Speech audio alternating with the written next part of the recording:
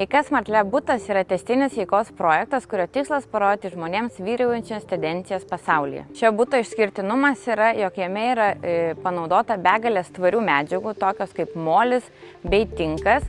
Taip pat šiame bute naudojame ir antrinio panaudojimo baldus, kurie buvo restauruoti būtent pagal mūsų užsakymą. KNX tai yra išmani sistema apimanti begalę funkcionalumų.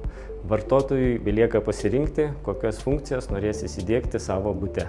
Šiame bute įdiegtas apšvietimo valdymas, klimato valdymas atskiruose kambariuose, žaliuzių valdymas ir energetinio sunaudojimo stebėjimas. Valdymas scenarijais. Pavyzdžiui, yra numatytas vakarinis scenarijus, kurį iškvietus vieno mygtuko paspaudimu yra nuleidžiama žaliuzės, nustatomas reikiamas apšvietimas, pakeičiama temperatūra. Palyginus su įprastu būstu, būstas, kuriame yra KNX sistema, vidutiniškai sutaupo apie 30% energetinių resursų.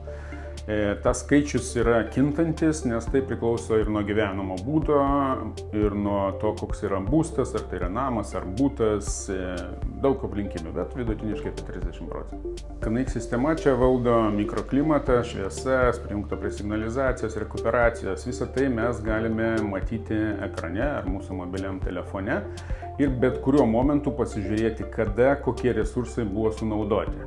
Tai leidžia mums patikrinti situaciją ir rasti tas pikinės vietas, kuriuose buvo išnaudota per daug resursų ir atitinkamai koreguoti galbūt savo veiksmus.